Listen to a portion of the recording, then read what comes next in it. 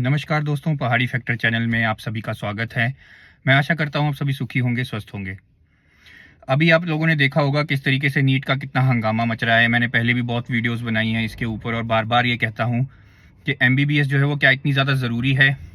AIEEE का exams देना, NEET का एग्ज़ाम्स देना क्या इतना ज़्यादा ज़रूरी है बच्चों के लिए। हमने क्यों बना के रखा है इस चीज़ को इतना ज़्यादा कठिन, मुझे ये समझ में नहीं आता। अगर हम बच्चों को बहुत सारे ऑप्शंस दें करने के लिए, जब वो पढ़ाई कर रहे हैं उस समय पर अगर हम उनको ऑप्शंस दें कि ना सिर्फ वो डॉक्टर बन सके, ना सिर्फ वो इंजीनियर बन सके, बल्कि उससे आगे का भी सोच सके। अगर कोई एक्टर बनना चाहता है तो वो एक्टर बन सके, अगर कोई डांसर बनना चाहता है तो वो डांसर बन सके। अगर हम इस तरह की ऑप्शंस को स्कूल करिकुलम के अंदर ही डिज़ाइन कर देंगे, स्कूल की जो पढ़ाई है उस पढ़ाई के साथ ही अगर हम इस चीज़ को डिज़ाइन करेंगे तो वो बहुत ज़्यादा अच्छा रहेगा समाज के लिए भी और बच्चों के लिए भी। इस तरह के जितने भी ये एग्ज़ाम्स हैं, चाहे वो AIEEE का एग्ज़ाम रहा हो, चाहे वो नीट का एग्ज़ाम रहा हो, चाहे वो सरकारी नौकरी का एग्ज़ाम रहा हो, इस तरह के एग्ज़ाम्स जो खास तौर पर रिटन एग्ज़ाम लिए जाते हैं, लिखित तौर पे लिए जाते हैं, इन लिखित तौर पे लिए जाने वाले एग्ज़ाम्स के अंदर चाहे आप OMR शीट का इस्तेमाल करें, चाहे आप ऑप्शंस को सिलेक्ट करने का इस्तेमाल करें, चाहे आप पूरी तरह से लिखने वाले जो एग्ज़ाम्स हैं जिसमें आपको पैराग्राफ्स लिखना पड़ते हैं, बड़े बड़े आंसर्स लिखने पड़ते हैं, इस तरह के भी अगर जितने एग्ज़ाम्स हम लेते हैं भारत देश के अंदर, चाहे वो पुराने एग्ज़ाम्स रहे हों, चाहे वो नए एग्ज़ाम्स रहे हों, इन एग्ज़ाम्स को ब्रेक करना, इन एग्ज़ाम्स को तोड़ना, इनको लीक करना, इन एग्ज़ाम्स के ऊपर स्कैम्स को क्रिएट करना बहुत ज़्यादा आसान होता है। और ना सिर्फ ये, इसके साथ साथ एक बहुत बड़ी जो प्रॉब्लम है हमारे देश के अंदर वो है ट्यूशन्स का रैकेट। और इस रैकेट के बारे में, इस स्कैम के बारे में भी मैं कई बार बात कर चुका हूँ।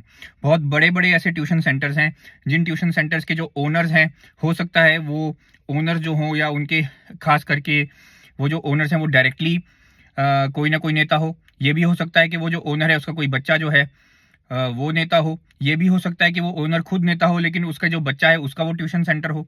तो इस तरीके से बहुत सारे ऐसे ट्यूशन सेंटर्स हैं हमारे देश के अंदर जो बहुत ज़्यादा पैसा कमा रहे हैं।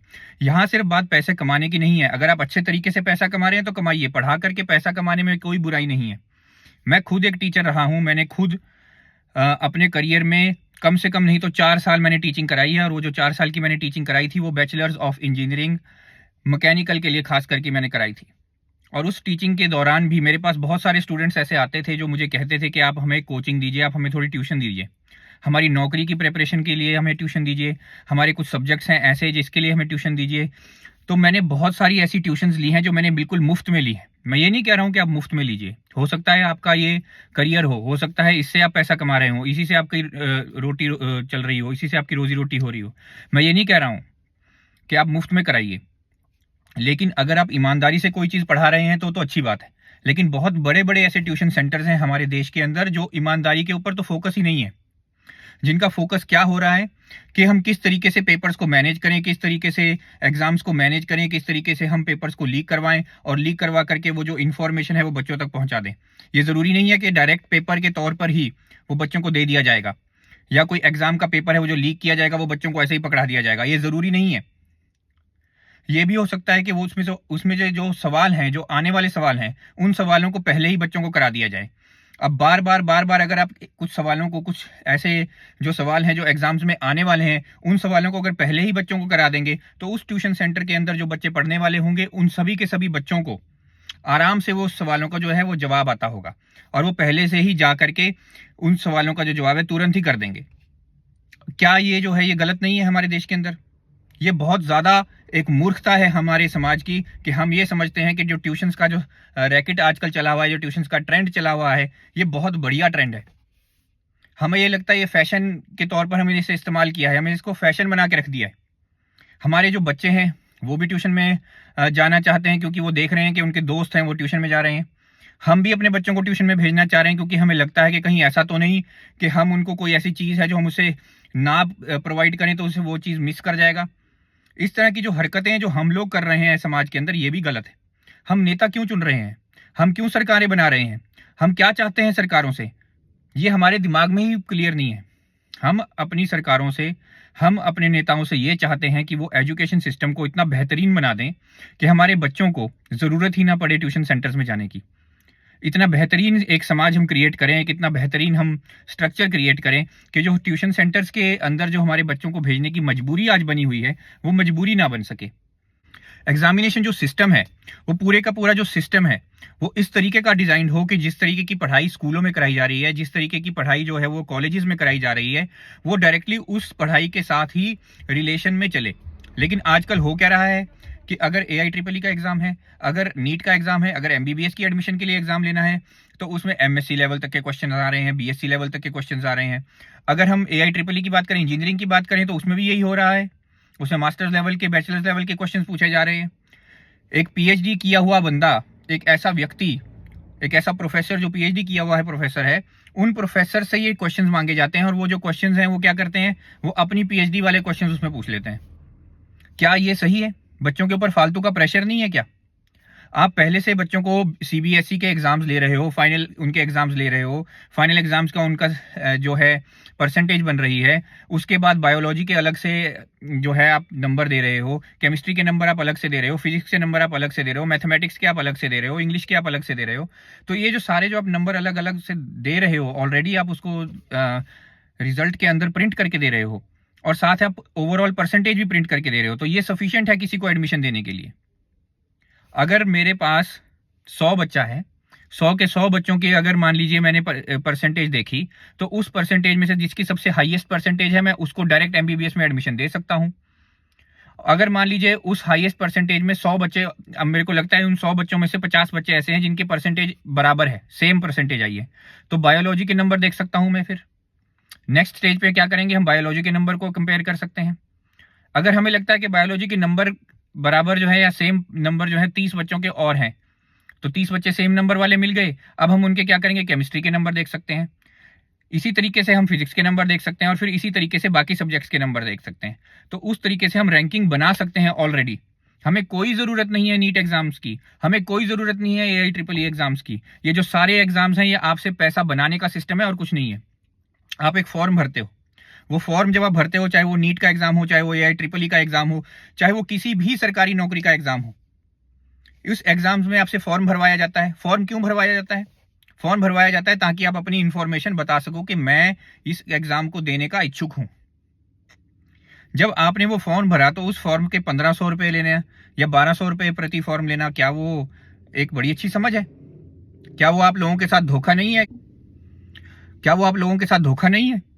वो आप लोगों के साथ धोखा है, वो आम जनता के साथ धोखा है, वो हमारे साथ धोखा है। जब हम प्रति फॉर्म 1200 या 1500 रुपए पे कर रहे हैं, आप सोच के देखिए, 24-25 लाख बच्चा पे कर रहा है, तो कितना पैसा बन रहा होगा इस पूरे सिस्टम में से? बहुत ज्यादा पैसा बन रहा है, कई करोड़ों में ये पैसा बन रहा है। और ये जो कई करोड़ों में पैसा बन रहा है, इसका क्या इस्तेमाल हो रहा है? क्या इस्तेमाल ये किया जा रहा है? ये बोलते हैं हमने एग्जाम लेना है, हमने एग्जाम कंडक्ट कराना है, तो सेंटर्स बनाने हैं, फिर उसके बाद हमको पेपर प्रिंट करना पड़ता है, हमको क्वेश्चंस बनाने पड़ते हैं, हमारा बहुत सारा काम होता है, उसमें सारा खर्चा हो जाता है, जो कि सरेआम मैं आपको बोलूं, ये बहुत बड़ी धांधली है। ये कोई छोटी बात नहीं है। आपको लग रहा है कि यार सच में इतना खर्चा तो होता होगा, बहुत बड़ा सिस्टम है और इतना सारा कुछ मैनेज करना है तो खर्चा होता होगा। मैं तो ये कह ही नहीं रहा कि खर्चा नहीं होता, पर इस खर्चे की जरूरत क्या है? क्या ये एग्जाम्स कंप्यूटर्स पे नहीं लिया जा सकता? क्या आपको पेपर प्रिंट करना बहुत ज्यादा जरूरी है? क्या एग्जाम को इतना कॉम्प्लिकेटेड बनाना बहुत ही ज्यादा जरूरी है? क्या इतने सारे सवाल जो है वो इकट्ठे करने बहुत ज्यादा जरूरी है कि बच्चे जो है वो परेशान हो जाए उसमें? आपको 200-200 सवाल पूछने जरूरी है?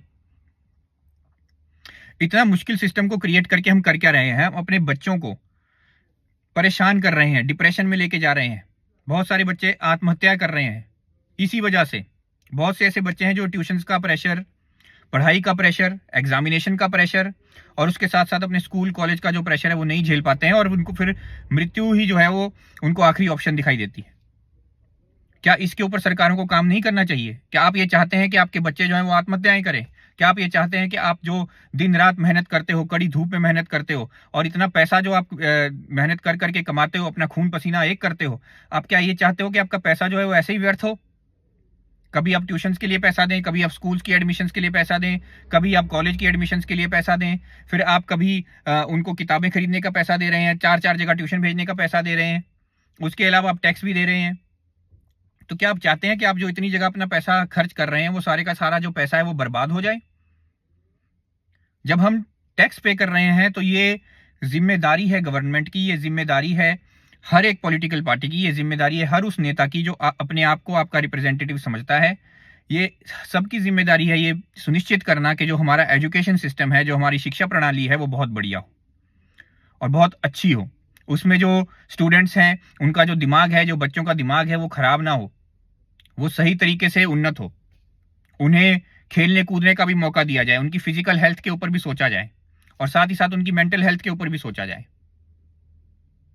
लेकिन ये कहीं नहीं हो रहा। और यहां मैं सिर्फ ऐसा नहीं कह रहा हूं कि अब आज आपने देखा कि एनटीए ने एक एग्जाम लीक कर दिया तो आपको बहुत ज्यादा दुख हुआ और अब सबने मिलकर शोर मचाया। ये ऐसा नहीं है कि सिर्फ एनटीए तक सीमित है या एमबीबीएस तक सीमित है, ये इंजीनियरिंग में एग्जामिनेशन में भी ऐसा ही होता है। और इसे तो छोड़िए, नौकरी के एग्जाम्स में भी यही सब होता है। आप देखेंगे नौकरी के एग्जाम्स में भी बड़े से बड़े कोचिंग सेंटर्स हैं, बड़े ट्यूशन सेंटर्स हैं जो ये क्लेम करते हैं कि हमारे यहाँ पर 90% से भी जो ज्यादा बच्चे हैं वो सरकारी नौकरियां प्राप्त कर लेते हैं। तो ये कैसे होता है? इसके पीछे का साइंस क्या है? इसके पीछे की लॉजिक क्या है? इसके ऊपर कभी कोई बात क्यों नहीं करता? क्यों ही ऐसे ही कुछ एक सेंटर्स हैं जिनके जो बच्चे हैं वो 90% से जो ज्यादा हैं, वो लोग जो हैं वो सरकारी नौकरी भी प्राप्त कर लेते हैं, वो एमबीबीएस में भी एडमिशन प्राप्त कर लेते हैं, वो इंजीनियर भी बन जाते हैं। तो क्या वहां पे भगवान पढ़ाई करा रहा है? मतलब डायरेक्ट जो है वो भगवान बैठा हुआ है वहां पे पढ़ाई कराने के लिए? आप लोग ये समझ रहे हैं? और होता क्या है, आप लोग जो आम आदमी या मैं हूं, मैं क्या देखूंगा? मैं यही देखूंगा कि ये वाला जो ट्यूशन सेंटर है इसकी तो बहुत अच्छी रैंकिंग है, इसमें बहुत सारे जो बच्चे हैं वो सरकारी नौकरी प्राप्त कर रहे हैं, एमबीबीएस में जा रहे हैं, इंजीनियर बन रहे हैं, तो मैं अपने बच्चे को भी उसी कोचिंग सेंटर में भेजने की कोशिश करूंगा। फिर वो कोचिंग सेंटर वाले क्या करेंगे?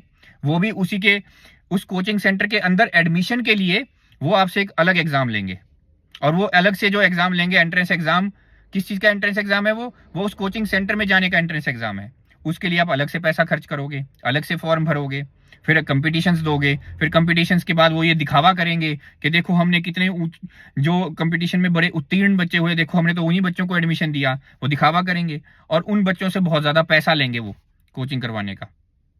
और ये जो सारा पैसा है ये जाएगा कहाँ? उसमें से ये 25% या 20% जो पैसा है ये पेपर लीक करवाने में खर्च करेंगे और वो जो पेपर के क्वेश्चन है वो पहले ही जान लेंगे और उन क्वेश्चंस को जान करके ये बच्चों को पहले ही करवा देंगे। अगर आप इसी सिस्टम के अंदर जिंदा रहना चाहते हो, इसी सिस्टम में जीना चाहते हो तो ये आपकी मर्जी है।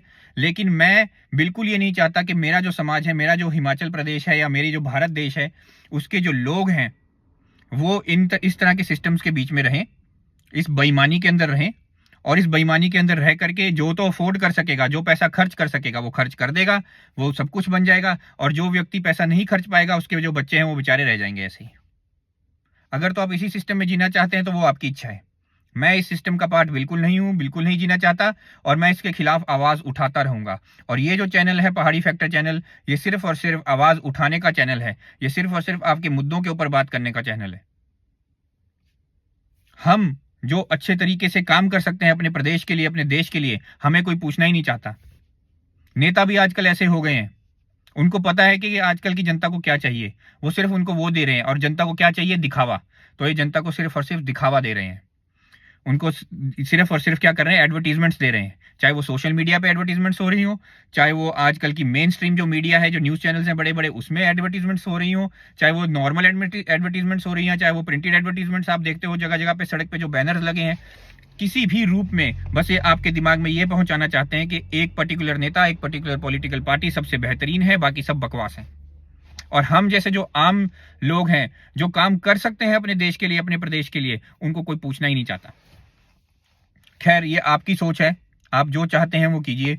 मेरी आपसे यही हाथ जोड़ करके विनती है कि इस तरह के जो एग्जाम्स हैं, इस तरह की जो एंट्रेंस एग्जामिनेशंस हैं, चाहे वो एमबीबीएस के हों, चाहे वो AIEEE के हों, चाहे वो सरकारी नौकरी के हों, हमें इस तरह के एग्जामिनेशंस की कोई ज़रूरत नहीं है। हमारी जो मांग है वो ये होनी चाहिए कि इस तरह के सभी एग्जामिनेशंस को तुरंत कैंसिल कर दिया जाए, तुरंत खत्म कर दिया जाए और इसकी जगह एक सिंपल सिस्टम लाया जाए। और वो जो सिंपल सिस्टम है, अगर उसे डिजाइन करना है, किसी को डिजाइन करना नहीं आ रहा है तो मुझसे बात कर ले, मैं डिजाइन करके बता दूंगा। बहुत इजी है वो सिंपल सिस्टम डिजाइन करना। और वो जो सिस्टम होगा टोटली कंप्यूटराइज्ड होगा और उस सिस्टम में किसी तरीके से कोई धांधली कर ही नहीं सकेगा। मुझे सुनने के लिए मैं यही आपसे बार बार कहूंगा, मुझे सुनने के लिए बहुत बहुत आपका धन्यवाद। आपका दिन शुभ हो। लेकिन कुछ जो ऐसे मुद्दे हैं जो सीरियस हैं, उनके ऊपर प्लीज सोचिए और आप भी ये देखिए कि आपको क्या चाहिए। अगर चुप बैठे रहेंगे तो कुछ नहीं होगा। मुझे सुनने के लिए धन्यवाद। आपका दिन शुभ हो।